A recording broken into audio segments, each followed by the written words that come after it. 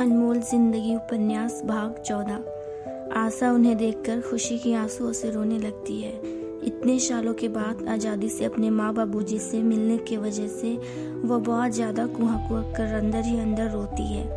वो अपनी किस्मत को याद करते हुए बैठे बैठे ही अपने माँ बाबूजी को देखकर सोचती है कि यह सच में हकीकत है या सपना।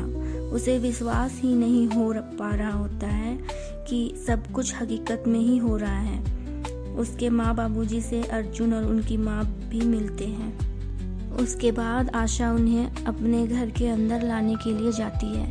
अपनी माँ को हाथ मुंह धुलवा कर बैठने के लिए कहती है। फिर अपने भाई के साथ गाड़ी के पास अपने बाबूजी को पकड़कर अंदर लाने के लिए जाती है। उनका हाथ पैर पोंछकर उन्हें बिस्तर पर सुलाती है। दरअसल उसके बाबूजी की हालत बहुत बदतर थी। उन्हें गाड़ी में लेटाकर लाया गया था। सभी कोई के अंदर आने के बाद आशा उनके लिए चाय नाश्ता लाने के लिए किचन पर जाती है। यह सब सारी चीजें अर्जुन वहीं पर बैठे हुए देख रहे होते हैं। उन्हें उसी वक्त आशा के बाबूजी के बारे में अच्छे से पता चलता है कि उन्हें शुरू से ही अच्छी दवाइयाँ नहीं पड़ी। उन्हें सही तरह से डॉक्टरी इलाज करवाई नहीं गई। वे हल्के में पैरालिसिस पेशेंट है।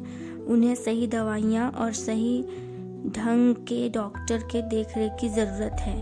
अर्जुन उन्हें देखते ही समझ गए कि उन पर ध्यान देने से उनकी स्थिति में जल्द ही सुधार होने की संभावना है। ये सोचते हुए अर्जुन आशा की माँ की तरफ उन्हें कुर्सी पर बैठे हुए देखते हैं। उनके चेहरे पर भयानक झुर्रियाँ होती है। वो बहुत ही ज़्यादा पतली दुबली, आंखें घुसी हुई, शांत स्वभाव की, बिल्कुल चुप्पी लगाकर इधर उधर देख रही होती है। उन्हें देखने के बाद अर्जुन उनकी परेशानियों को समझ जाते हैं कि वे बहुत ज़्यादा सोच फिक्र में ऐसी हो गई हैं। अपने बच्चे और पति के बारे में ओवर थिंकिंग के वजह से इनके रूप रंग की स्थिति और हालत खराब हो गई है। अपने मन ही मन इन सारी बातों को समझते हुए वे वहाँ से अपने मेडिकल चले जाते हैं। 1 महीने बीत जाते हैं। आशा के माँ बाबूजी उसके पास ही रह रहे थे। इधर दीपक अपने काम में लगा हुआ रहता है। उसे बहुत हड़बड़ी होती है अपने घर और होटल को पूरा करने की। वो बेसब्री से इंतजार कर रहा होता है उस पल का जब वह अपनी आंखों से अपनी कामयाबी देखेगा। एक एक दिन उनके परिवार का उत्सुकता से बीत रहा होता है। इसी बीच अर्जुन आशा के बाबूजी को अपने अस्पताल में शिफ्ट कराते हैं। उसके बाद बाहर से बड़े डॉक्टर से उनकी ट्रीटमेंट शुरू की जाती है। उन्हें ठीक करने में कोई कसर बाकी न रह पाए, यह अर्जुन डॉक्टर को सुझाव भी देते हैं। फिर आशा के बाबूजी वहीं पर एडमिट रहते हैं। उनके देखभाल के लिए सभी कोई वहीं पर ही उनसे आकर मिला करते हैं।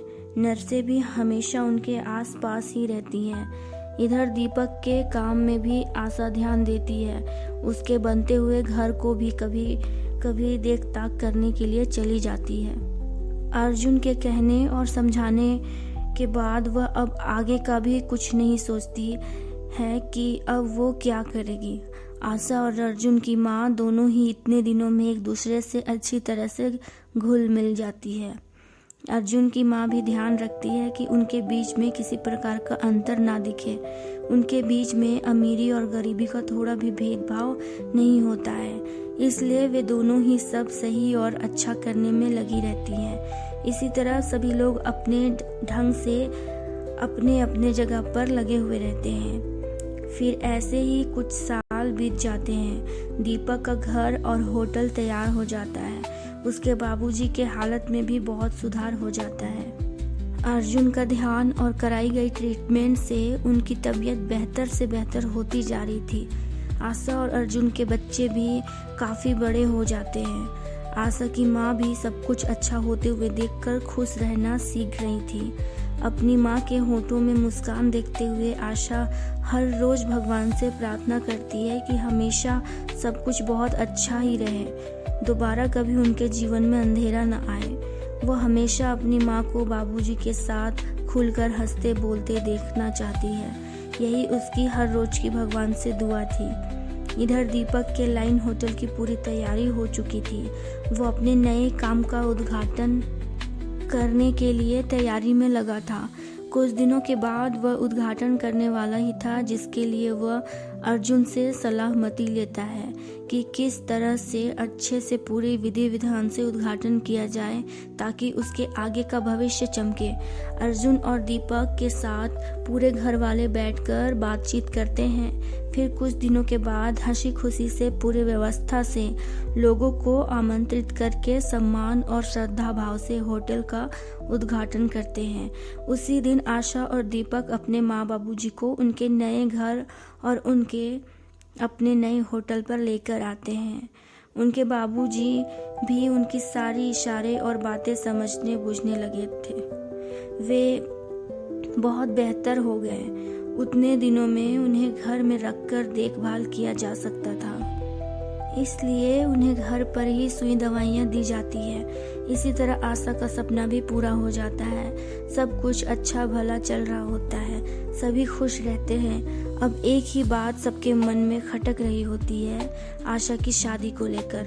सबका सोचना रहता है कि आशा और अर्जुन की भी शादी हो जाती तो आशा का लाइफ सेटल हो जाता, लेकिन अर्जुन खुद ही सभी चीज़ों का अच्छे से और समझदारी से फैसले लिया करते हैं। ये बात सभी को पता था।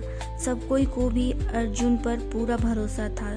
सभी उसी के ऊपर निर्भर थे। मानो वो जैसे बिना कहे ही सबके मन की बातों को पढ़कर सबके लिए बहुत अच्छा कर देंगे। और आशा से तो वे बहुत प्यार करते हैं, तो अपने और आशा के बारे में भी उन्होंने बहुत कुछ सपने देखे होंगे, बस सही समय का इंतजार कर रहे होंगे। यही सोचते हुए सभी निश्चिंत थे। एक दिन फिर से आशा को नंदनी का फोन आता है।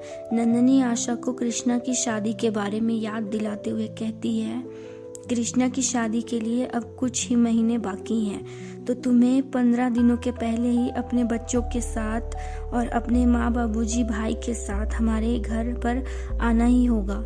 हमने इतने साल शादी रोका क्योंकि कुछ प्रॉब्लम बढ़ गई थी, जिसके कारण।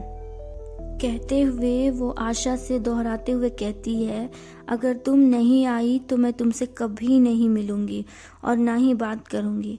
तुम दुनिया की फिक्र मत करो, जिसको जो सोचना है सोचने दो, तुम सिर्फ अपनी जिंदगी देखो। यह कहने के बाद नंदनी फोन रख देती है। नंदनी से बात होने के बाद आशा दिन भर उस दिन शांत रहती है। उसी रात तकरीबन 11 बजे के लगभग आशा छत पर अकेले घूम रही होती है। उसके दिमाग में बस एक ही बात उसे तंग कर रही होती है, जो नंदनी ने उसे कृष्णा के शादी को लेकर आने के लिए कही थी। उसी बात से वो बहुत परेशान थी। उसे लग रहा होता है कि अपने बच्चों को लेकर वो वहाँ जाएगी तो गांव वाले उसके बारे में क्या सोचेंगे। पहले ही वह बहुत बदनाम हो चुकी है, अब फिर बच्चों के बारे में जानने के बाद वह चूना सेठ तो उसे कहीं का नहीं छोड़ेगा। यह सब सोचते हुए उसे लगता है कि नंदनी तो अपनी है, उसे अगर प्यार से समझाऊंगी तो वो मेरी बातें मान जाएगी। फिर वो नंदनी को फ़ोन लगाकर उसे समझाते हुए कहती है, अभी मैं गांव नहीं जा सकती क्योंकि गांव वाले मेरे बारे में कुछ भी नहीं जानते हैं। अगर मैं वहां गई तो बच्चों के साथ में मुझे अकेले देखते ही मेरे बारे में अफवाह बनाने लगेंगे कि इसका पति कहाँ है, बच्चा किसका है, मांग में सिंदूर नहीं है, इतने सालों तक ये कहाँ थी, इसके साथ क्या हुआ क्या गया, तरह तरह की बातें सबके जुबान में होंगी। यह सब कहते हुए वो नंदनी को प्यार से समझाती है और कहती है, पहले से तो वहाँ बहुत कुछ बदल गया होगा, अब वहाँ पर सब लोग अलग और तरह तरह के होंगे, कोई भी थोड़ी ना मेरे बारे में अच्छा सोचकर अच्छा कहेंगे। दिनेश के साथ मेरी शादी की गई थी, इस बारे में पूरे गांव को पता है। दिनेश तो मर चुका है और उसके बीवी बच्चे भी थे, उनके साथ वो वही बगल के गांव में रहा करता था। उसने तो मुझे कब का छोड़ दिया था। फिर अभी तक मेरी अर्जुन से शादी भी नहीं हुई है। बिना पति के मैं गांव में बच्चों को लेकर जाऊंगी तो बिना मतलब के सभी मेरे बारे में बहुत गलत सोचेंगे। यह सोचते समझाते हुए आशा नंदिनी को मैं बाद में जरूर आऊंगी यह कहकर समझा देती है। नंदिनी भी उसकी बातों को समझ जाती है। इसके बाद जब आशा नंदिनी का फोन रखकर पीछे मुड़ती है तो अर्जुन उसके पीछे ही खड़े रहते हैं। वे आशा को ही देख रहे होते हैं। आशा उन्हें देखते ही चुपचाप से खड़ी हो जाती है। उसके बाद अर्जुन के पूछने पर उन्हें सारी बातें बता देती है। अर्जुन आशा को अपनी बाहों में लेकर उससे कहते हैं, तुम इस बात को लेकर तुम सुबह से परेशान हो। तुम्हें मैं सुबह से देख रहा हूँ और तुम्हारे मन में कुछ तो बात है जिसके वजह से तुम उदास और परेशान लग रही हो।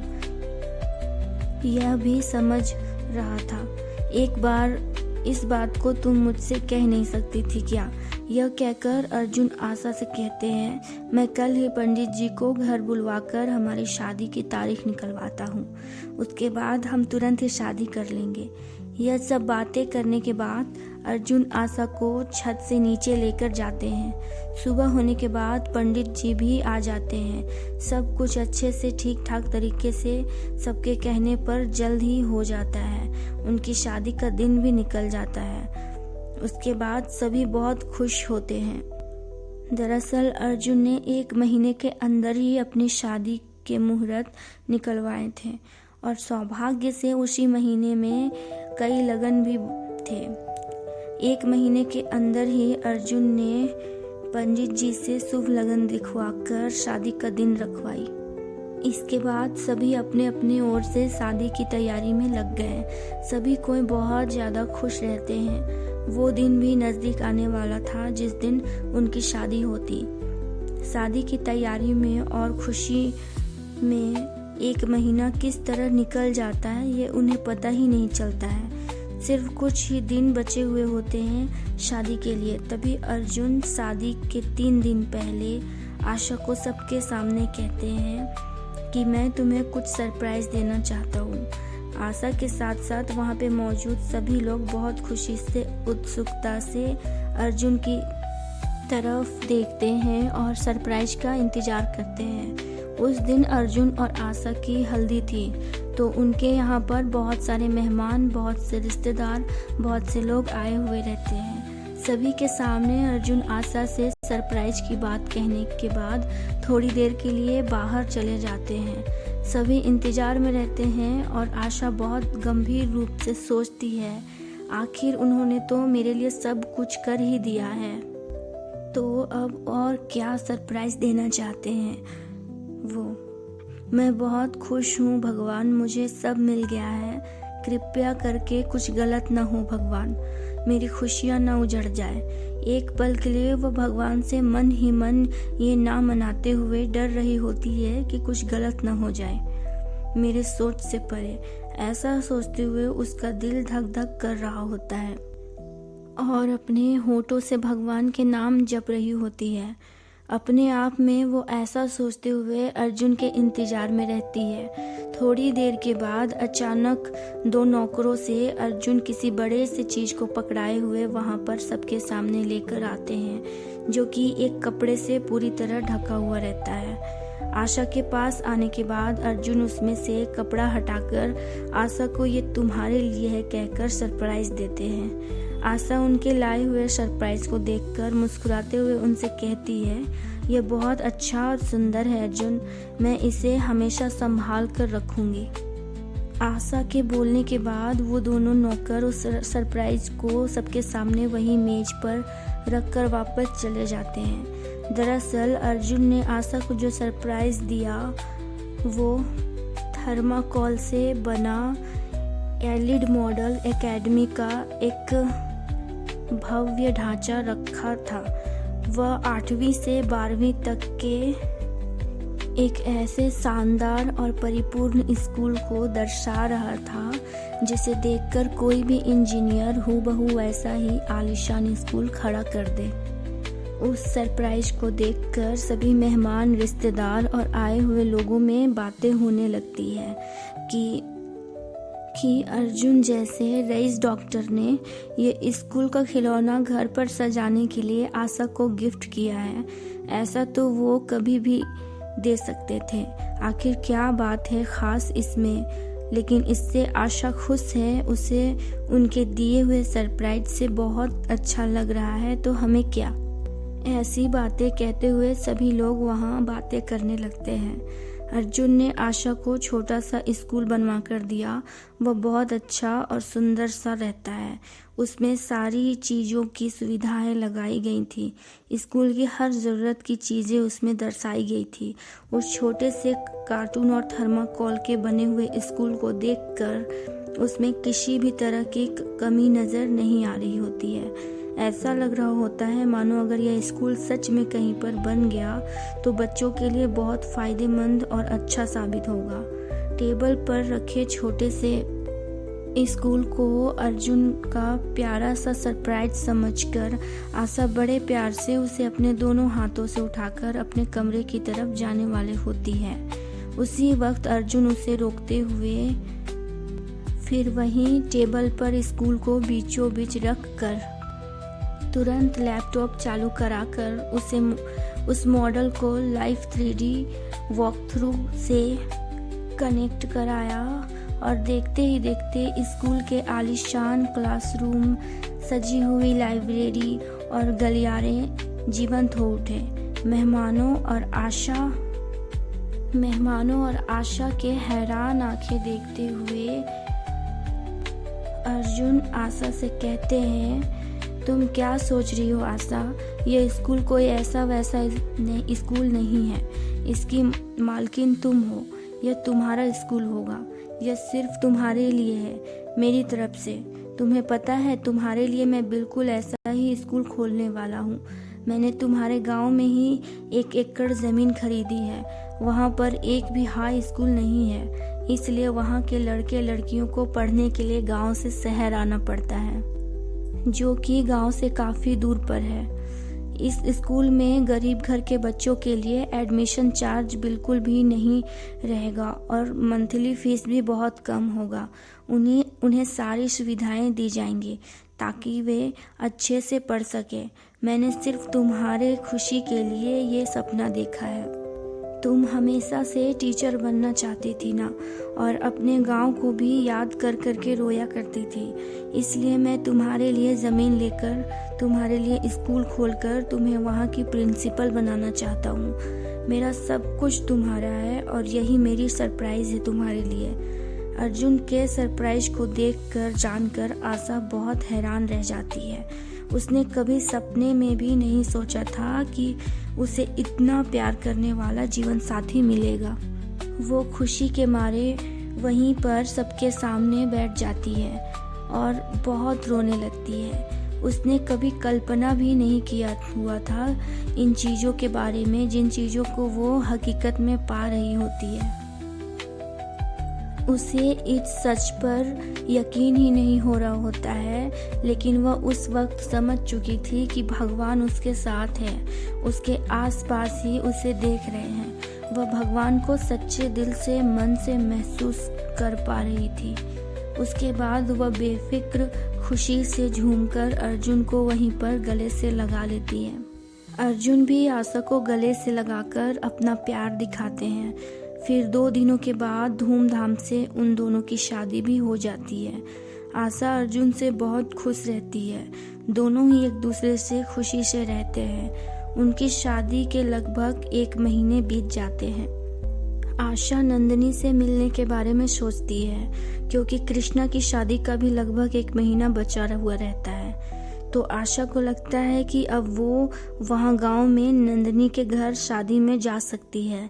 इसी बात को सोचकर वो नंदिनी को फ़ोन करके उससे मिलने के लिए पूछती है, लेकिन नंदिनी शायद कुछ काम में व्यस्त रहने के कारण गांव में ही थी। इस वजह से वो आशा से आकर मिल नहीं सकती। इसलिए वो आशा से फ़ोन में ही सारी बातें पूछती है। आशा उससे कहती है कि वो कृष्णा की शादी में 1 सप्ताह के पहले ही आ जाएगी। दोनों कोई की अच्छे से बातें हो जाती है। उसके बाद आशा अर्जुन को अपनी सास से इन सब के बारे में बातचीत करने के लिए बात को उसके बाद आशा अर्जुन और अपनी सास से इन सब के बारे में बातचीत करने के बाद वो दीपक के घर जाती है। फिर वहाँ अपने माँ बाबूजी को देख ताक कर उनसे मिलजुल लेने के बाद दीपक के द्वारा मंगवाए गए नए सामानों को सही तरह से सही जगहों पर डेकोरेट करवाकर थोड़ी देर उनके साथ बैठती है। फिर उन्हें कृष्णा की शादी में जाने के लिए कहकर वापस अपने घर आ जाती है। आशा अपने घर संभालने के बाद कभी कभी अपने माँ बाबूजी और भाई को भी देखते ताकते हुए अपना समय खुशी से बिताने लगती है।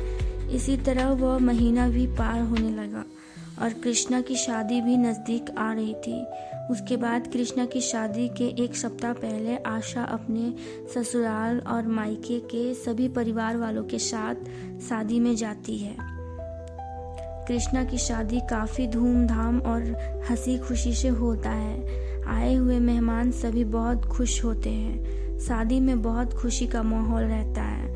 अर्जुन सिर्फ शादी के दिन में आकर शादी देखकर रिसेप्शन से पहले ही चले जाते हैं, क्योंकि वे अपने काम को छोड़कर ज़्यादा समय नहीं दे सकते थे।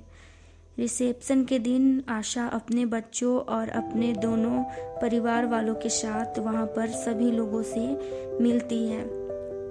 वहाँ पर गांव के लोग, नंदिनी और कृष्णा के रिश्तेदार और बाहरी बुलाए हुए मेहमान आए हुए रहते हैं।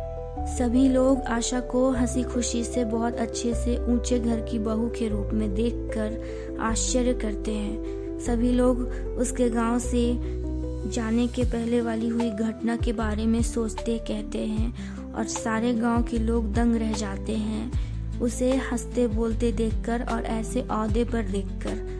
सभी लोग बहुत आश्चर्य करते हुए एक दूसरे से बातें करते हैं कि समय कहाँ से कहाँ ले जाता है। ये लड़की आशा एक समय पर कहाँ थी और अब कहाँ पहुँच चुकी है। इतने सालों के बाद इस गांव में कदम रखा है। जब इस गांव से गई थी तब इसके पास सब कुछ खत्म हो चुका था। इसकी जिंदगी नरक से भी बदतर बन चुकी थी। उस दिनेश और सेठ ने तो इसे पूरे तरीके से बदनाम और बर्बाद कर दिया था। फिर कमीने सेठ ने इसे दिनेश के साथ गांव के बाहर भेज दिया। उसके बाद फिर आशा का तो कोई अता पता ही नहीं था।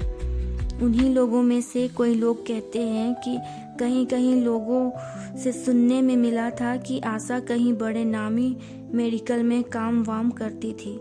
शायद वही मेडिकल के मालिक है जिनसे आशा की शादी हुई है। जिन लोगों ने इसकी ज़िंदगी बर्बाद की थी उन लोगों ने अपना किया हुआ भुगत लिया है और कुछ लोग अभी भुगत ही रहे हैं। बेचारी के पास कुछ तो था नहीं, लेकिन जो भी था इसका उसे छीनकर इसे कहीं का नहीं छोड़ा। इस अच्छी खासी लड़की को दुख तकलीफ देने वाले वो लोग कैसे सुखी रहते। यही सब कहते हुए सभी लोग दिनेश के बारे में कहते हैं। वो दिनेश बगल के गांव में ही पूरे 6 सालों से अपने बीवी बच्चों के साथ रहता था। सारी गलती होते हुए भी वो हरामी उस सेठ के वजह से खुले सांड की तरह घूमता था। उसे कोई पछतावा नहीं था। आते जाते सबकी बेटी बहनों को रास्ते में छेड़ा करता था। दिनेश की बातों को लेकर बहुत से लोग कहते हैं कि इसी चलते उस दिनेश की मौत सड़ गल कर हुई। तो कई लोग कहते हैं कि पूरे 7 दिनों तक उसका शरीर ट्रक पर घने जंगल के अंदर पड़ा हुआ था। चोट लगने के कारण पानी के लिए तड़प कर सड़ कर मर गया। उसके कर्मों के वजह से उसे कहीं से मदद नहीं मिली। उस पर किसी की नज़र तक नहीं पड़ी। अपने अपने कर्मों के अनुसार सभी भोग रहे हैं। इसी तरह की बातों का सनसनी गांव वालों के बीच आशा से मिलने के बाद फैली हुई रहती है। लोगों के बीच एक दूसरे से बातचीत करते हुए कुछ बातें आशा के कानों तक भी आती है। अब लोगों के सामने बीती हुई सच्चाई और आशा के लिए इज्जत और भरोसा को अपने आँखों से देखकर और सुनकर आशा को अपने दिल में दफनाए हुए पुराने घाव में मरहम मिलता है।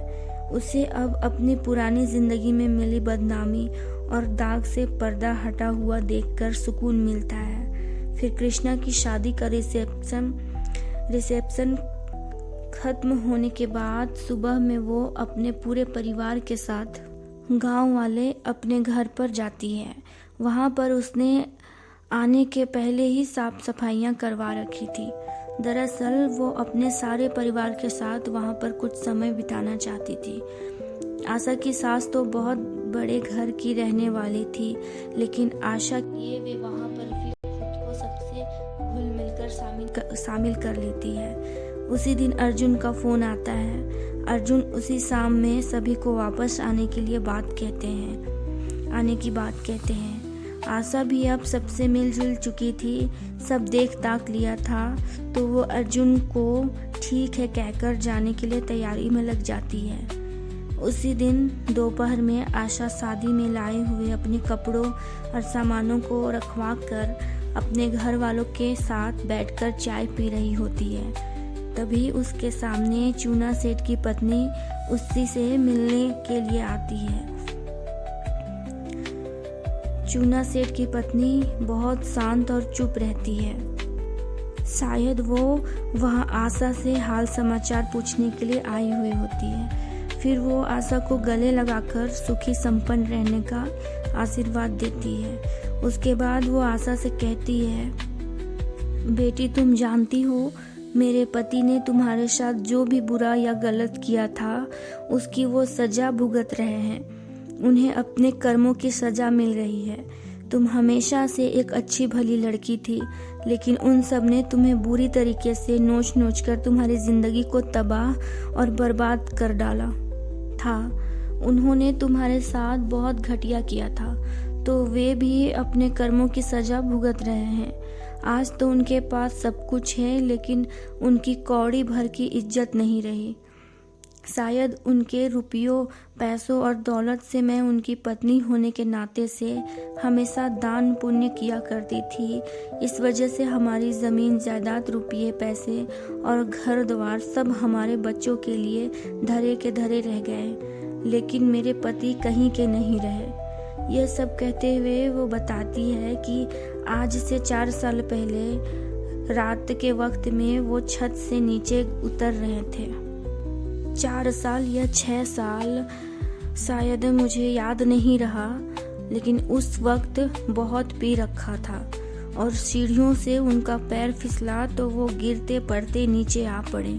उसके बाद हमने उन्हें कहाँ कहाँ नहीं इलाज कराया, बहुत जगहों पर ले गए, लेकिन वो अभी तक ठीक नहीं हो पाए। डॉक्टरों ने बताया कि सीढ़ी से शायद बहुत भयानक तरीके से गिरने की वजह से उनकी रीढ़ की हड्डी टूट गई है और गले पर अंदरूनी चोट लगने से आवाज़ चली गई है। वो कभी बोल नहीं सकते। उनका हर रोज तड़प तड़प कर कट रहा है। उन्होंने बहुत से लड़कियों का, सबकी बेटी बहनों का बुरा किया है। इस वजह से वो उसका भुगतान कर रहे हैं। वो हमेशा एक बेड पर लेटे रहते हैं, ना बोल पाते हैं और ना ही चल फिर सकते हैं। जब वो गिरे थे तो हमने उन्हें एक बड़े अस्पताल में भर्ती कराया। यहाँ के शहर के अस्पताल से रेफर होने के बाद, लेकिन वहाँ के अस्पताल में मुझे अपने ड्राइवर के द्वारा बाद में पता लगा था कि तुम वहाँ काम करती थी। अगर तुम वहाँ काम करती थी तो मुझसे तुम मिली क्यों नहीं? मैंने तो तुम्हारा बुरा कभी नहीं चाहा है ना आशा। मैं उस वक्त तुम्हारे लिए कुछ नहीं कर पाई थी। तुम मुझे माफ़ कर दो भगवान के लिए। मैं हमेशा तुम्हें अपनी बेटी की तरह समझती हूँ। अपनी पूरी बातें कहने के बाद वो आशा से लिपट कर रोते हुए आशा को वचन देने के लिए कहती है कि आशा हमेशा उसे अपना समझे और गांव आने के बाद उससे भी मिलती जुलती रहे। आशा भी सेठ की पत्नी की बातों को सुनकर दिल से रो पड़ती है। आशा उससे कहती है, आप हमेशा बेफिक्र रहिए। अगर आप नहीं होती तो शायद मैं उस नरक से बाहर निकल ही नहीं पाती और ना ही शायद मेरा जिंदगी बदल पाता। भगवान ने आपके द्वारा मेरी मदद की थी। उस वक्त आप मेरे लिए मेरी माँ जैसी ही हो। मैं हमेशा से आपको अपना मानती हूँ। मैं जब भी गांव आऊँगी तो कोशिश करूँगी हमेशा आपसे मिलने के लिए। अगर आप भी चाहो तो मुझसे मिलने आ सकती हो। इतना कहते हुए उन्हें आशा अलविदा करती है। फिर शाम में वहाँ से निकलकर अर्जुन के पास सबके साथ चली आती है। कुछ महीनों के बाद दीपक भी शादी करना चाहता है क्योंकि अपने माँ बाबूजी और घर का ख्याल अच्छे से रखा जा सके। यही सोचते हुए सभी उसके लिए एक अच्छी लड़की देखकर तुरंत शादी भी करा देते हैं। सब कुछ बहुत अच्छा हो जाता है। चलते हैं इसके अगले भाग 18 पर। माफ़ कीजिएगा दोस्तों, भाग 15 पर।